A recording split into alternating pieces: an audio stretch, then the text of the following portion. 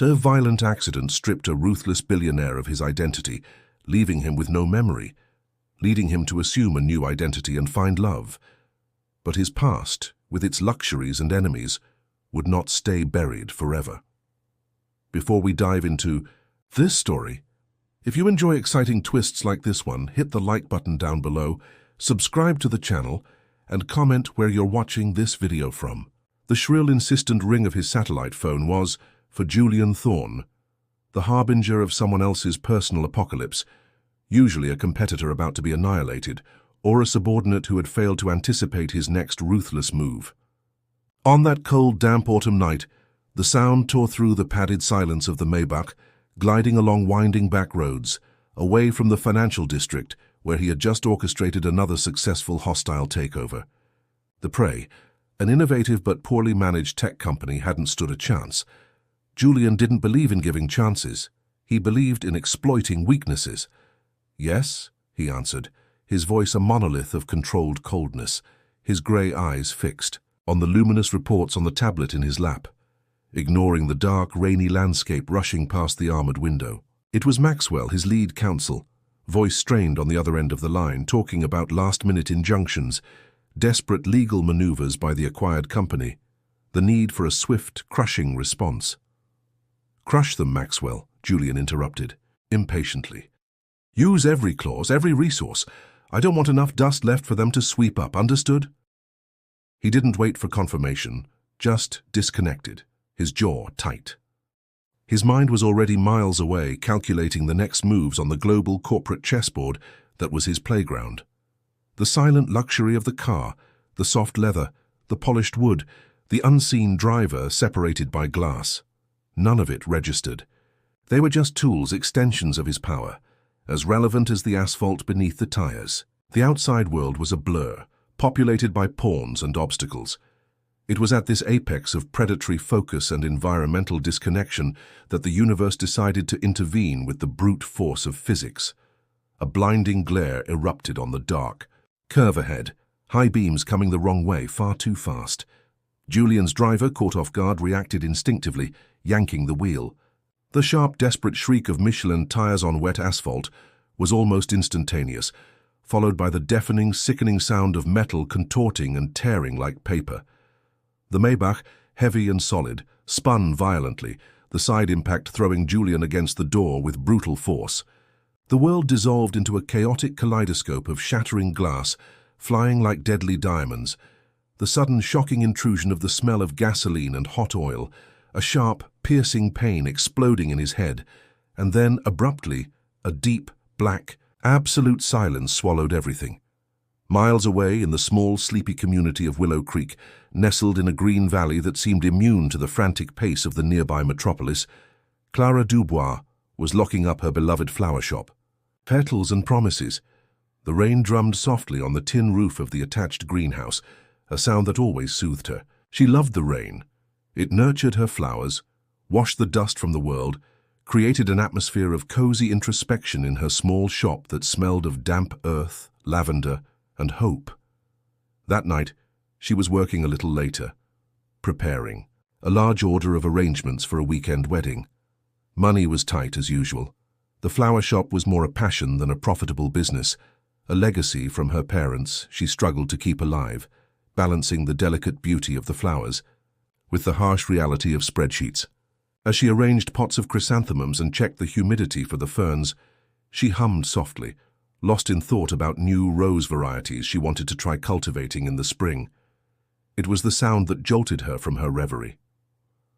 First, distant, but unmistakable, the scream of tires on wet asphalt, a sound that didn't belong in Willow Creek's nighttime quiet, followed, almost immediately, by a horrific metallic crash, a noise of destruction that made her heart give a painful leap in her chest, and then a heavy silence almost as frightening as the noise itself. She hesitated only for an instant. Switching off the shop lights, grabbing a powerful flashlight and a waterproof jacket, she ran out the side of the property, her heart hammering against her ribs. The main road was a few hundred yards away, through a small copse of trees. The acrid smell of burnt rubber and twisted metal reached her before she even saw the scene. It was worse than she had imagined. A huge black luxury car was slewed across the narrow lane, its front end crushed against a thick tree on the roadside. White, acrid smoke billowed from the crumpled hood like a final gasp. Bits of metal and glass glinted darkly on the wet asphalt, under her flashlight beam. There was no sign of another vehicle. Whoever had caused this had fled. The driver's door was jammed, but the window was shattered. Clara shone the light inside. A uniformed man was slumped over the steering wheel, unmoving. Blood trickled from a wound on his head. "Sir? Can you hear?" "Me?" she called out, her voice trembling. No response, then her beam swept the side of the road, the tall, wet grass. And there, a few yards from the car, lying face down like a marionette whose strings had been cut, was another figure. A man. This one wore a dark, expensive suit, now torn in several places and smeared with mud and wet leaves. He was unnervingly still. With a knot in her throat, Clara scrambled down the slight embankment, kneeling in the damp grass, the rain starting to fall harder now, quickly soaking her. "Sir? Hey, sir?" Carefully, using all her strength, she managed to turn him onto his back. He was heavy, solid. There was a nasty, deep gash on his forehead, just above his eyebrow, bleeding profusely, the blood mixing with the rain on his pale face. His features were strong, almost severe, even in unconsciousness. He looked to be in his 40s, perhaps a bit older. He groaned softly, a low, guttural sound of pain. His dark lashes fluttered, and his eyes opened for a fleeting instant. They were a startlingly clear, almost icy blue, but at that moment they were clouded, unfocused, devoid of any recognition or comprehension. It was the blank stare of someone whose consciousness was adrift on a dark sea. He was alive but clearly injured and disoriented. Clara quickly checked his pockets, searching for ID, a phone, anything. Nothing. The inner breast pocket of his suit jacket was torn, empty. His trouser pockets yielded nothing either. Whoever he was utterly anonymous at that moment. The sound of someone else approaching made her jump. It was Mr. Henderson, her nearest neighbor, a sturdy retired farmer also drawn by the crash. Good Lord, Clara, what happened here? Together, they assessed the situation. The driver in the car was still out cold. The man in the grass was starting to stir a bit more, trying to sit up, but groaning in pain and obviously confused. Using Mr. Henderson's cell phone, which thankfully had reception there, they called emergency services. The wait felt like an eternity under the now relentless rain. When the ambulance and Willow Creek's single police car finally arrived, the scene became even more chaotic. The paramedics focused on the driver, who needed careful extrication from the wreckage. The police officer started securing the area, asking questions about the other vehicle. The man in the expensive suit, now sitting up in the grass with Clara's help, was shivering violently, as much from cold as from shock. The paramedics gave him a quick assessment, checked his pupils, asked his name. He just shook his head, bewildered, palpated his limbs. They concluded that, aside from the head wound and likely concussions, there were no signs of obvious internal bleeding or compound fractures. He needed to go to the hospital for more detailed scans and observation, but the driver was the priority. The ambulance only had room for one patient lying down. "Look, miss," one of the paramedics said to Clara as they prepared the driver for transport. "He seems stable for now, but he's confused. Needs a medical check. Once we drop the other guy at the regional hospital, we can try to come back for him. Or maybe the police can take him, but it'll be a while." Leaving him there, sitting on the wet grass, shivering, lost and nameless, in the rain and cold, seemed unthinkable to Clara. She looked at his pale face, at the blue eyes that now stared back at her with an almost childlike vulnerability. There was nothing of the powerful man his suit suggested. There was only a frightened, broken human being. Her protective impulse, the same force that made her tend to fragile seedlings and bruised blossoms, overrode prudence. "Don't worry," she told the paramedic. "I'll look after him for now. My house is right over there. He can stay warm and dry until you can come back, or we can get him to the hospital tomorrow." The paramedic looked relieved. "Okay, miss, but keep a close eye on him. Any change for the worse, call immediately." As the flashing lights of the ambulance and police car disappeared down the wet road, leaving behind only the smell of ozone and the sound of the rain, Clara turned to the man sitting in the grass. She carefully helped him to his feet. He leaned on her, heavier than he looked. "Come with me," she said again, her voice soft but steady. "Let's get you out of this rain. You need to get warm, get cleaned up. We'll take care of that cut." He followed, her without protest, his steps unsteady, his body trembling. She led him down the dark path to the small light wood house behind the shop, a haven of warmth that smelled of herbal tea and old wood. She settled him into a worn armchair near the old wood-burning stove while she fetched the first aid kit. Cleaning the deep gash on his forehead required all her concentration. The skin around it was starting to swell. He endured the process silently, his gaze vacant, though a slight flinch ran through him when the antiseptic stung. She applied a soothing ointment and fashioned a firm bandage with gauze and tape. While he sat there, vulnerable under her care, Clara had a chance to observe him more closely. His hands, though mud-stained, were well kept, nails trimmed, lacking the calluses of manual labor. The fabric of his suit, even torn, was of exceptional quality. The watch on his wrist, miraculously intact, looked like it was worth more than her entire flower shop. Clearly, this man belonged to a very different world than hers. "Can you remember anything now?" she asked, offering him a large, steaming mug of chamomile tea with honey. "Your name? Where you're from?" He took the mug in both hands as if seeking its warmth and took a long sip. He shook his head slowly, frustration and fear visible in his blue eyes. "No, it's all blank, empty. I try, but there's nothing. Just a headache." His voice was a rough, hesitant murmur. Clara felt a pang of pity. This man was completely adrift. "It's okay," she repeated, forcing a smile she hoped was reassuring. "Traumatic amnesia. It happens. Memory can come back slowly, or all at once. You've had a big shock, a head injury. The important thing now is to rest, feel safe." She rummaged through her late father's closet, finding a set of thick sweatpants and a sweatshirt that, while a bit large, would do. "Wear these. You'll feel better in dry clothes." He obeyed mechanically, changing out of the expensive wet garments into the simple warm ones. The transformation was strange. The elegant man vanished, replaced by someone who looked even more lost in the common clothes.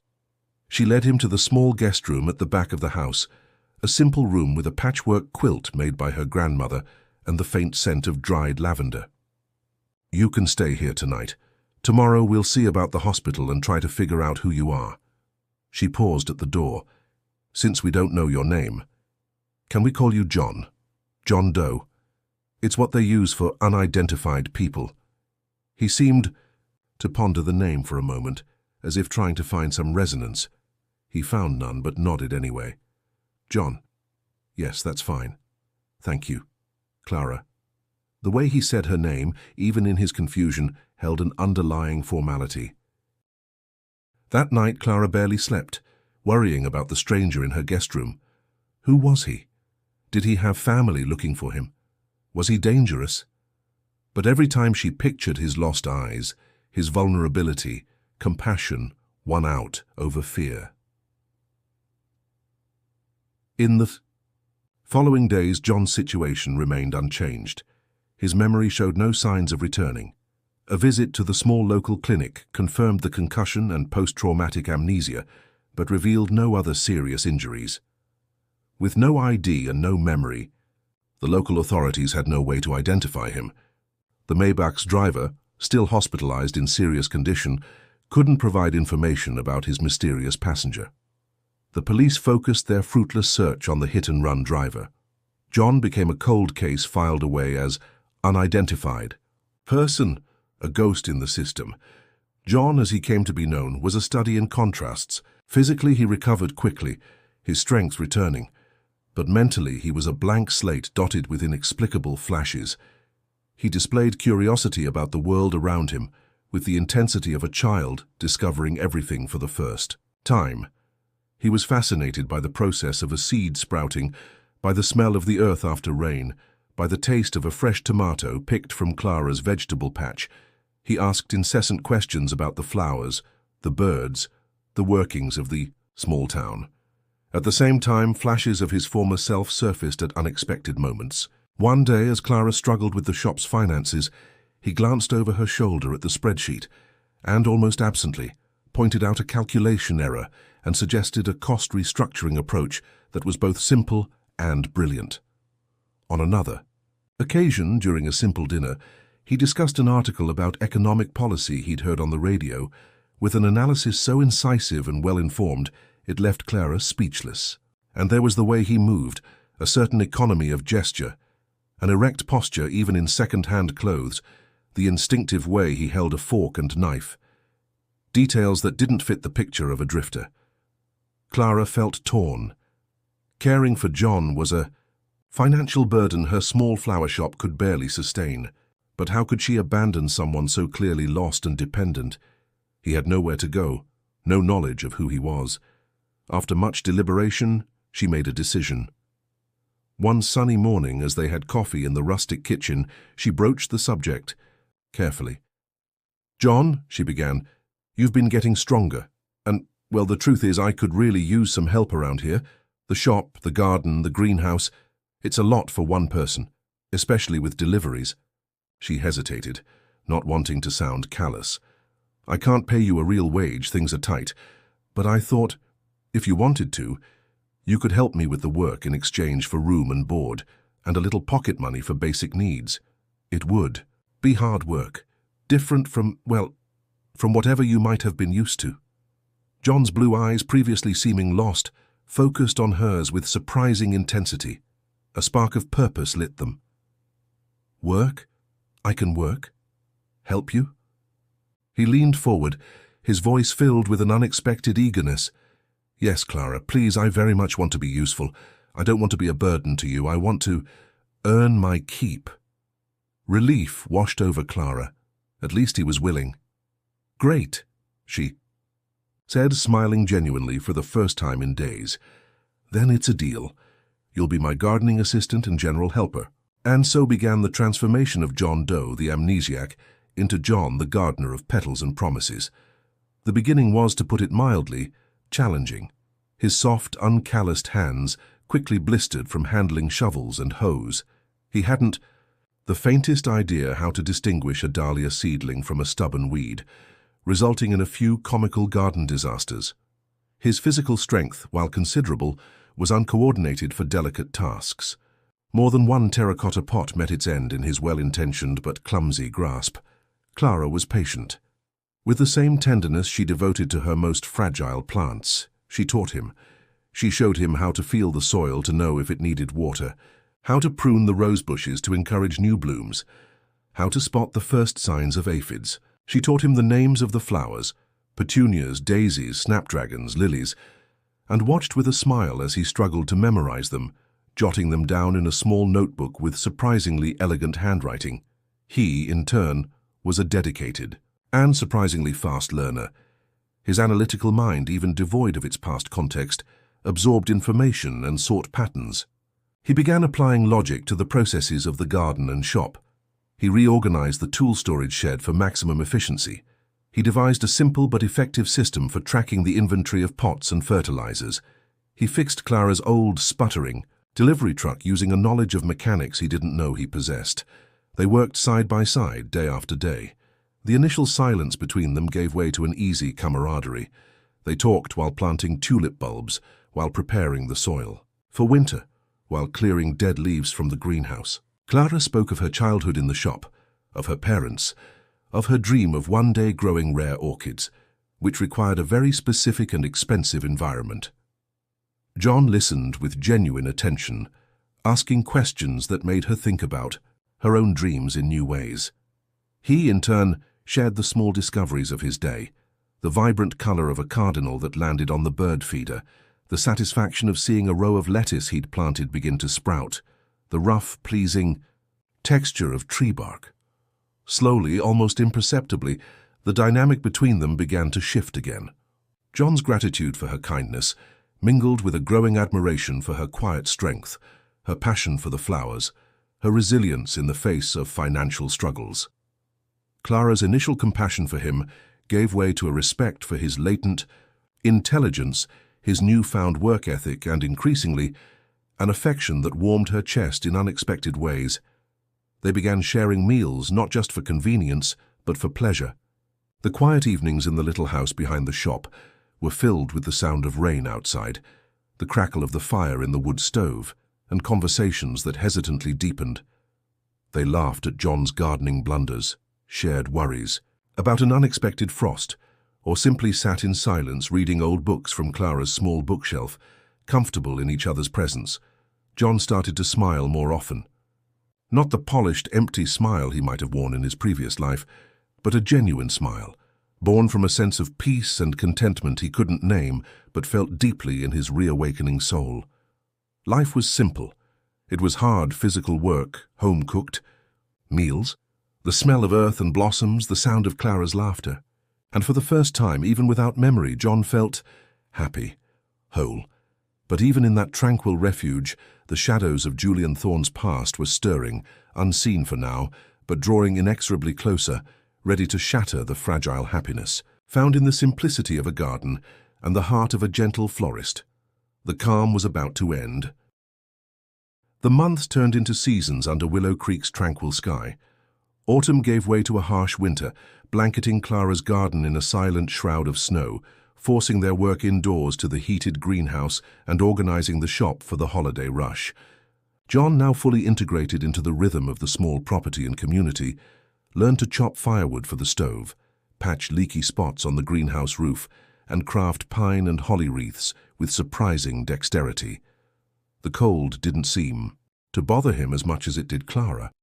There was a resilience in him, a capacity to endure physical discomfort that was perhaps a remnant of some former discipline. Their bond deepened during the long winter evenings. Sitting near the fire, snow falling softly outside, they shared stories. Clara about her life, her parents, the joys and sorrows of running the small shop.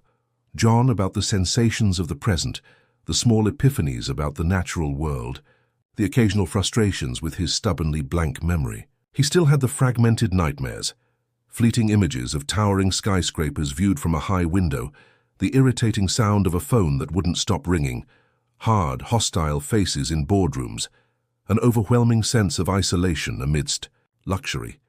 He'd wake up breathless, heart pounding, but the images refused to coalesce into coherent recollections. "It's like watching a movie with most of the reels missing," he described it to Clara one night, his brow furrowed in concentration. "I feel the emotion, the anger, the pressure, sometimes a strange kind of cold satisfaction, but I don't know why. I don't know who those people are, or who I was in that place." Clara listened with patience and compassion, offering soothing words, hot tea, or simply her quiet presence. She wrestled with her own growing feelings. The initial attraction, born of compassion and curiosity, had blossomed into something far deeper. She loved John's kindness, his genuine curiosity, the way his eyes lit up when he learned something new about the plants. She loved the quiet security she felt when he was near, the way he instinctively protected her from small things, carrying the heaviest boxes, ensuring the back door was locked at night, fixing the loose step on the porch. But a small voice of caution persisted in her mind. Who was he really before the accident?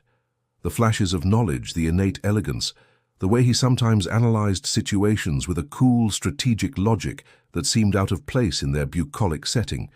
It all hinted at a complex, perhaps even dark, past. Was she falling in love with a ghost, an idealized version of a man whose true nature remained a mystery? She tried to push these thoughts away, focusing on the John she knew, the man who worked beside her, who laughed at her bad jokes, and who looked at her with a tenderness that melted her defenses. Spring arrived like an explosion of life and color, and with it, an increase in work. The garden needed preparing, seedlings transplanted from the greenhouse, the shop restocked with the season's blooms. John threw himself into the work with renewed energy, his hands now calloused, his movements more sure and efficient. He seemed to flourish alongside the plants, the winter pallor giving way to a light tan, the anxiety in his eyes replaced by a newfound serenity. It was during the bustle of spring that the first unsettling incident occurred, the first crack in their tranquil bubble. They were unloading a delivery truck of fertilizer when an expensive car, a black sedan with tinted windows, drove slowly down the road past the flower shop. It slowed as it passed, and Clara got the distinct impression the occupants were watching them. A shiver ran down her spine, a feeling of being observed. "Strange," she murmured more to herself. "Never seen that car around here." John, who had also noticed the car, tensed for a moment, his gaze fixed on the direction the vehicle had disappeared. A shadow crossed his face, a familiar frown from his nightmares. "Probably lost tourists," he said, but his voice sounded a little forced. The incident was brief, but it left a residue of unease in both of them.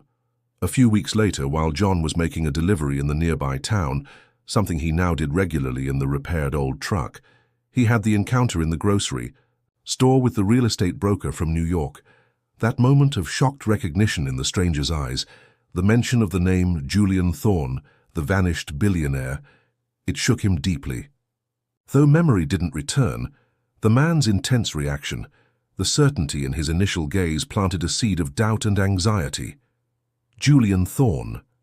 The name felt alien, yet evoked a cold, uncomfortable sensation, like an expensive suit that no longer fit. He tried searching the name online on the shop's old computer that night, but the slow connection and his own lack of context made the search fruitless and frustrating. He decided not to mention the incident to Clara, not wanting to worry her unnecessarily. After all, the man had said he was mistaken. It must have been just a bizarre coincidence, a physical resemblance. But the doubt lingered, a low hum in the back of his mind.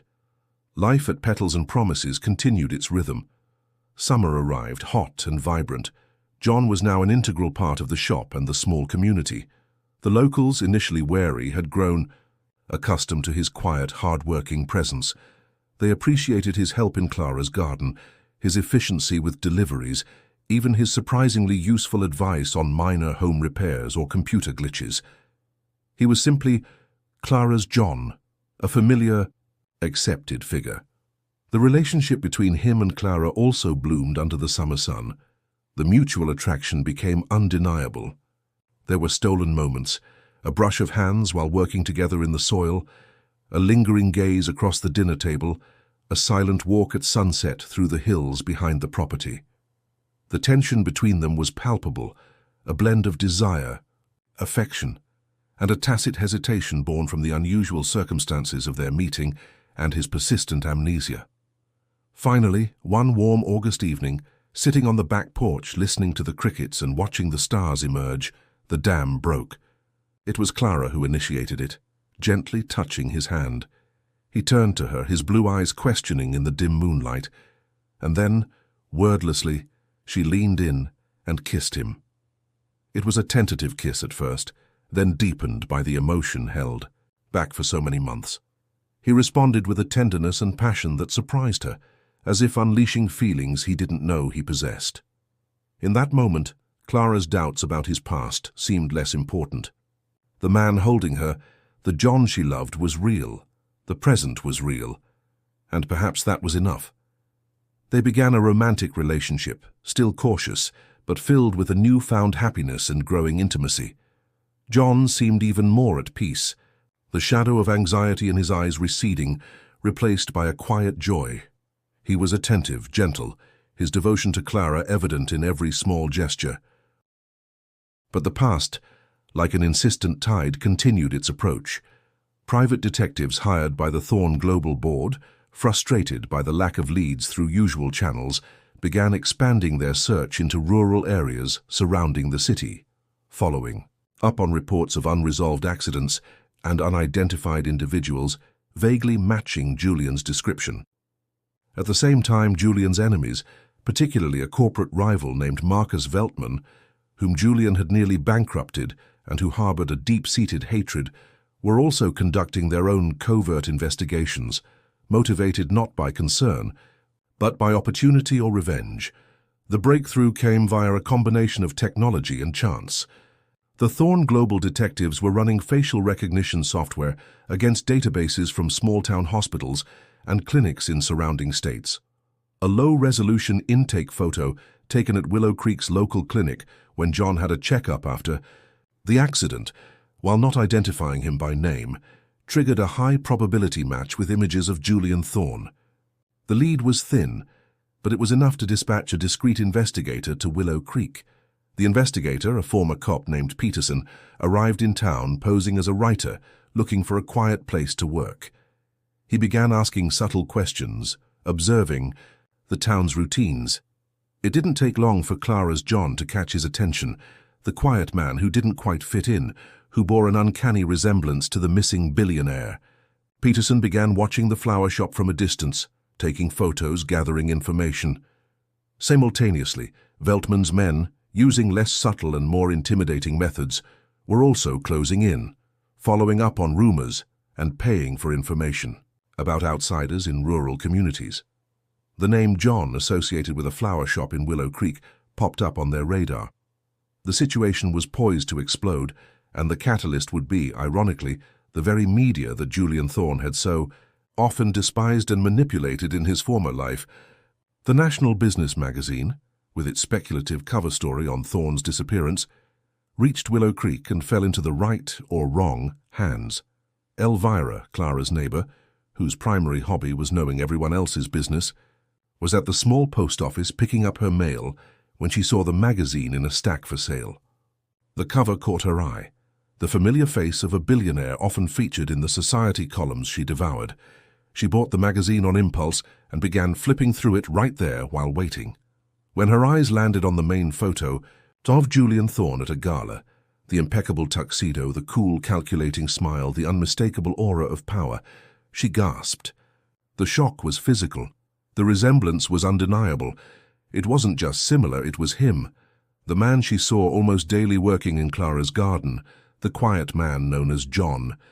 Forgetting her other mail, Elvira hurried out of the post office, clutching the magazine like irrefutable proof, her heart pounding with the biggest gossip of her life. She rushed the few blocks to Petals and Promises, bursting through the front door without ceremony.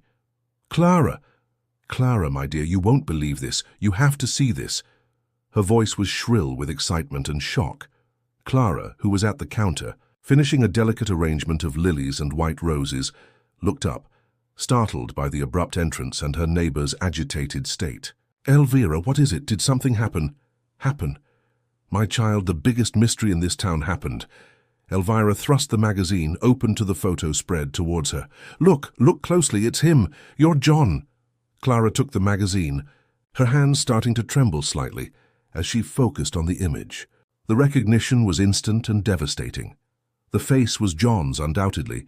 The same features, the same bone structure. But the expression, the coldness in those blue eyes, the faint sneer on the lips, the arrogant, commanding posture. It was a man she didn't know. A powerful stranger, an inhabitant of a world of luxury and intrigue that seemed light years away from her simple life. Julian Thorne, billionaire, missing. The words on the headline swam before her eyes. An icy chill ran through her, followed by a wave of nausea. John, the kind, curious, hard-working man she had grown to love. Was this cold, calculating tycoon? Had it all been a lie? Even the amnesia? The doubt she had tried to suppress rushed back with full force, threatening to suffocate her. The small inconsistencies, the flashes of knowledge, the underlying elegance. It all clicked into place now in a terrifying way. It was at that exact moment of shocking revelation that John walked into the shop through the back door, coming in from the garden. He held a small bunch of freshly picked wildflowers in his hand, a genuine smile on his face as he looked for her. "Clara, look what I found down by the creek, perfect for—" His smile died instantly as he saw the deathly pallor on Clara's face, the open magazine in her trembling hands, the shocked and excited presence of Elvira. He walked forward slowly, his gaze dropping to the magazine. When he saw the photograph, the shock of recognition hit him like a physical force, stealing his breath. Thorne, Julian Thorne. The name hammered in his head, shattered fragments of memory. Not clear images, but overwhelming sensations. The weight of an expensive suit, the cold gleam of a boardroom table, the metallic taste of power, the crushing loneliness, the anger directed at him. And from him. It was him. But it wasn't. Clara, he stammered, raising a trembling hand towards her, not knowing what to say, what to think, who he was. Elvira watched the unfolding drama with wide eyes, absorbing every second. But before anyone could articulate another word, the bell above the front door chimed again. This time it wasn't a neighbor. Two tall men dressed in identical dark suits that were ill-suited to the warm summer weather stepped into the small, fragrant shop. Their faces were impassive, their eyes cold and watchful like predators. They didn't look at the flowers, nor at Clara or Elvira. Their gazes fixed immediately with frightening certainty on Julian. "Mr. Thorne," one of them said, his voice flat, devoid of emotion, "we've found you, finally. We have strict orders. There are people, our clients, who would rest much easier knowing your unexpected retirement has become permanent." The threat wasn't veiled. It was direct, brutal. Danger, previously an abstract shadow from the past, materialized right there in the small flower shop, among the lilies and roses. Julian Thorne's enemies were not only aware of his survival, they had located him. And Clara, the innocent woman who had taken him in, the woman he realized in that instant he loved more than any empire or lost memory, was standing directly in the line of fire. The fragile paradise they had built was about to be consumed by the flames of Julian Thorne's violent past. The air in the small flower shop, petals and promises, grew suddenly thin, heavy with tension and the cloyingly sweet scent of blossoms that seemed to mock the ugliness of the situation. Clara felt the floor drop out from under her. Julian Thorne, billionaire, and now these men— permanent retirement. The words echoed in her stunned mind. The man she loved, the gentle John who planted daisies and fixed leaky faucets, was in mortal danger. And she was here, helpless, trapped in the epicenter of a storm blowing in from a world she could barely comprehend. Elvira beside her seemed to have shrunk, the thrill of gossip replaced by palpable fear. Julian, however, seemed to undergo a subtle, instantaneous transformation. The bewilderment in his eyes sharpened into a calculating coldness, a mask of control he didn't know he possessed, but which surfaced instinctively. His body, previously relaxed from garden work, tensed, alert. Fragments of his old life, hostile negotiations, veiled threats, the constant need to assess risk and plan counter-moves might not have been accessible as conscious memories, but the feeling, the instinct for survival in that ruthless world, surged up from the depths of his fractured self. He looked at the two men, sizing them up quickly, professional, likely armed, confident. Then he looked at Clara, at the fear, stark on her pale face, at the vulnerability he himself had felt so recently. And in that instant, a sharp clarity cut through the fog of his amnesia. It didn't matter who he had been. What mattered was who he was now, in this moment, and what he needed to do. Protect Clara, at all costs. "Get out of here," he repeated, his voice lower now, more controlled but laced with an icy authority that made even Clara shiver. "This is my business. She has nothing to do with it." He took a subtle step, positioning himself slightly in front of Clara, an instinctive human shield. The man who had spoken let out a short, humorless laugh. "Touching, Thorne. Developed feelings during your rural exile. Unfortunately, she's seen too much. Witnesses are inconvenient. Orders are orders." He made an almost imperceptible gesture to his companion, who began to move slowly to the side, attempting to flank them. Panic threatened to suffocate Clara, but Julian's hand found hers for an instant, a quick, firm squeeze conveying a silent message, "Trust me." He turned his full attention back to the men. His mind, freed from the complexities and distractions of his former empire, focused with laser precision on the immediate problem: how to buy time, how to create an opening, how to get Clara out of danger. Direct physical confrontation was suicide. They were two, likely armed and prepared. He was outnumbered. He needed to use the only weapon he might still fully possess, his strategic intellect. "Orders?" he said, adopting a tone of faint disdain, a tactic he'd used countless times to destabilize opponents in boardrooms. "Do you really think Veltman would pay top dollar for such sloppy work? A local florist as a witness? How amateurish." He dropped the rival's name, Marcus Veltman, a calculated guess based on the fragmented feelings of animosity in his nightmares. The mention of the name seemed to startle the men for a split second, enough to confirm his suspicion. They worked. For Veltman. Their hesitation was minimal, but Julian exploited it. "Listen," he continued, his voice now more reasonable, almost conspiratorial. "You don't want complications, neither do I. Let's make a deal. I'll go with you. No resistance. I'll take you somewhere discreet, where we can handle this without attracting attention.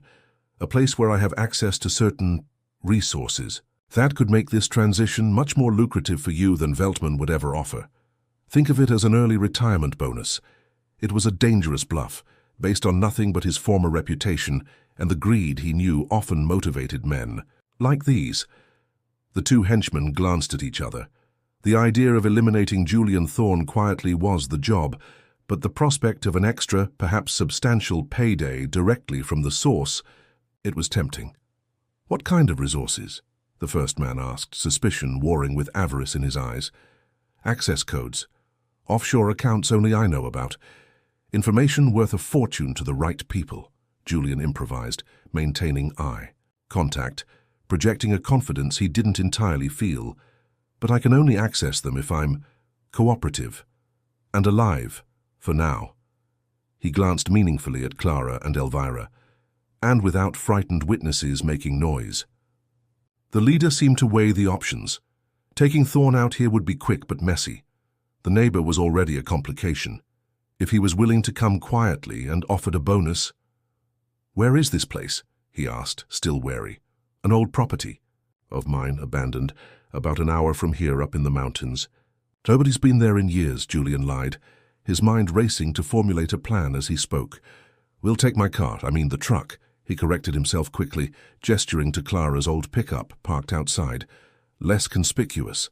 The men hesitated, then nodded. Greed won out over immediate caution. "Okay, Thorne, no tricks, you drive, we follow in our car. And the woman and the old lady stay here. If anything looks wrong, they'll be the first to know." The threat was clear. Julian turned to Clara. Their eyes met, and the pain of the impending separation of fear and uncertainty was almost physical. "Clara," he said, his voice low, just for her, "I need you to trust me. Stay here. Lock everything. Call the police as soon as we're out of sight. Tell them what happened, about the magazine, about Julian Thorne. Don't try to follow me, please." Silent tears streamed down Clara's face. She wanted to scream, to grab him, to stop him from going, but something in the urgency and determination in his eyes made her nod, biting her lip to stifle a sob. "Be careful, John."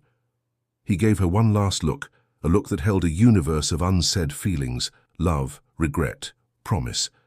Then he turned and walked out of the shop with the two men, heading towards the old truck with an outward calm that belied the turmoil in his mind and heart. As soon as the cars disappeared around the bend in the road, Clara scrambled for the phone, her hands shaking so badly she could barely dial.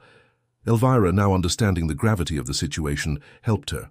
The call to the small local police station was confused, almost incoherent at first, but the mention of the name Julian Thorne and armed men finally made the officer on the other end take it seriously. Meanwhile, in the old pickup truck, Julian drove with steady hands on the wheel, his mind working faster than it ever had. Veltman's men followed closely in the black sedan. He had no intention of leading them to any abandoned property. He needed to get rid of them, protect Clara, and then confront his past. He remembered a secondary dirt road, rarely used, leading up into an old logging area in the mountains, a place he'd stumbled upon during one of his deliveries for Clara. It was treacherous terrain, full of sharp turns and steep drop-offs. It was his only chance. On an isolated stretch of the main road, he made a sudden, sharp turn onto the dirt track, kicking up dust and gravel. The black sedan hesitated for a moment, surprised, then followed, its headlights cutting through the daytime gloom under the trees. Julian accelerated, pushing the old truck to its limits on terrain it wasn't built for. He knew the curves now, remembered them from his earlier exploration. The sedan behind him, lower to the ground and less suited for the rough track, struggled to keep pace. On a particularly sharp bend near a steep ravine hidden by overgrown vegetation, Julian executed his maneuver.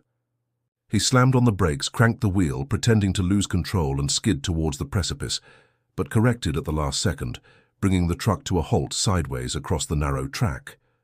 The driver of the sedan, coming too fast and unfamiliar with the turn, was forced to swerve violently to avoid rear-ending the truck. With the track slippery from recent rain and the excessive speed, the swerve was fatal. The black sedan lost traction, slid through the mud at the edge of the track, and tumbled end over end down the steep ravine, disappearing into the dense undergrowth with a final, sickening crunch of metal. Julian sat frozen for a moment, heart hammering, breath coming in ragged gasps. There was no way the men could have survived that. He hadn't killed them directly, but he had led them into a deadly trap. A coldness washed over him, an echo of his former self, or the brutal necessity of protecting the one he loved.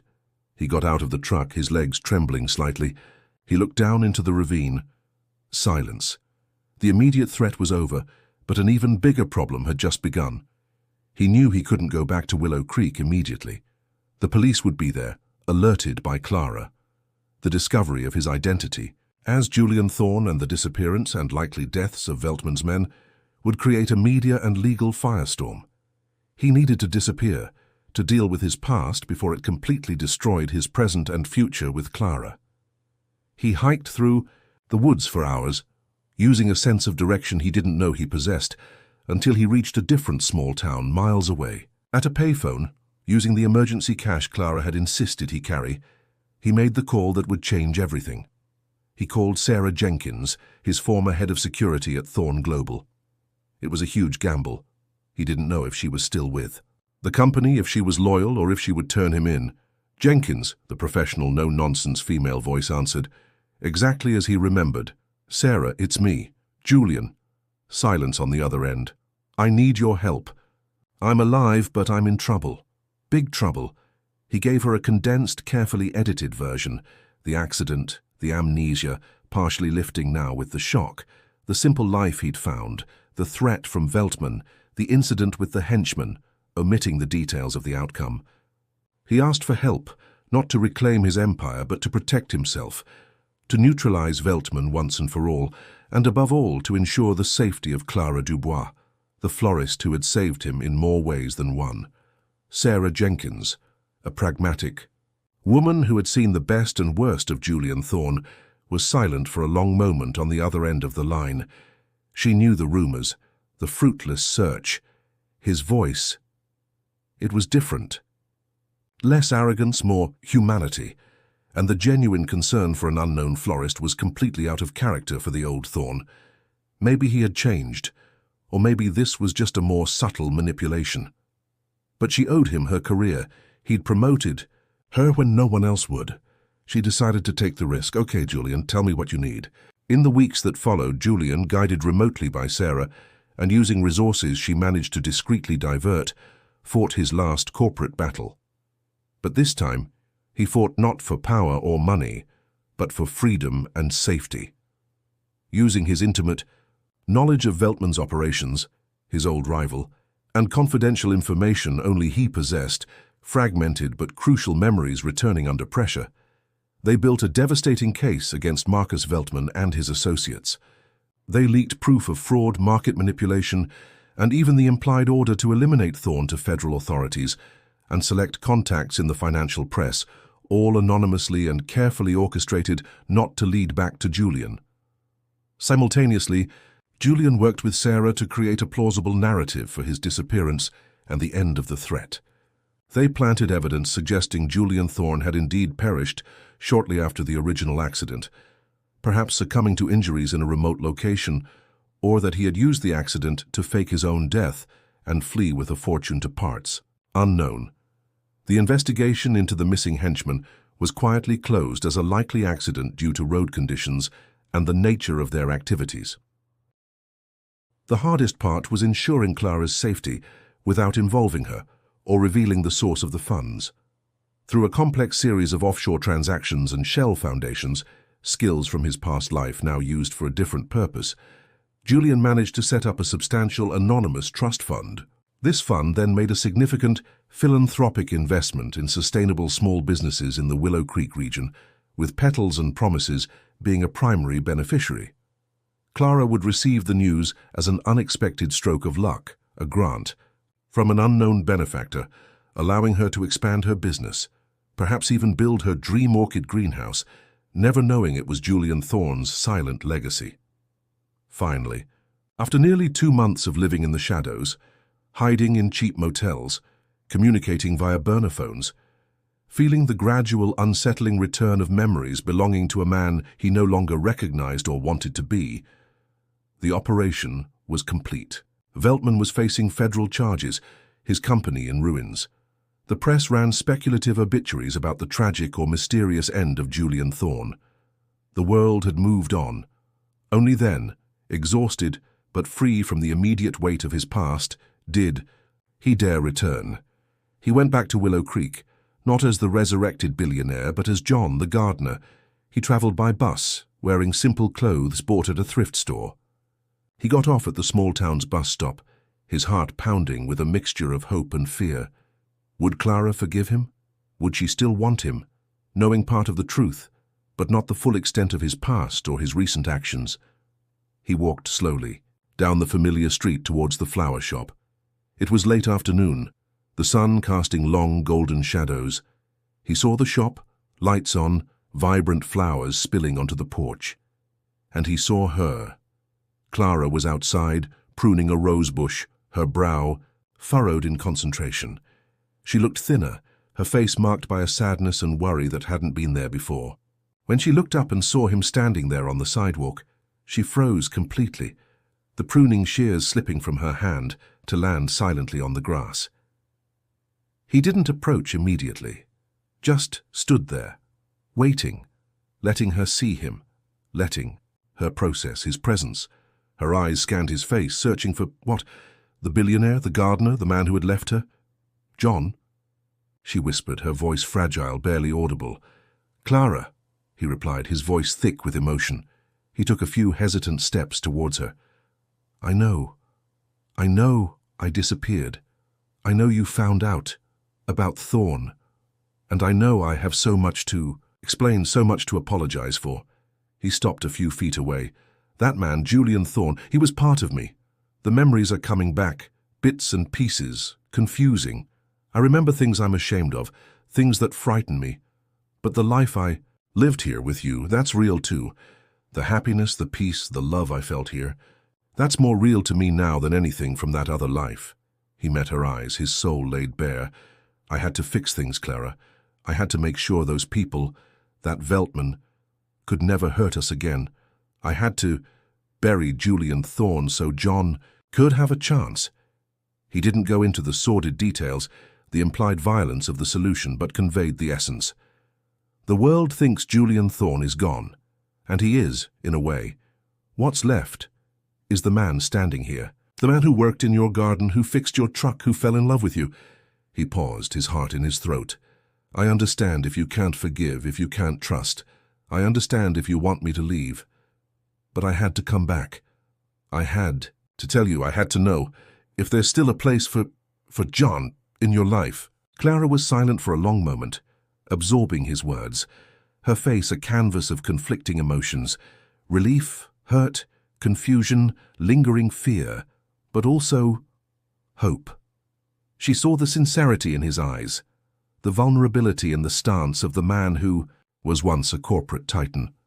She saw the internal struggle, the choice he had made. He hadn't come back as Julian Thorne to reclaim anything.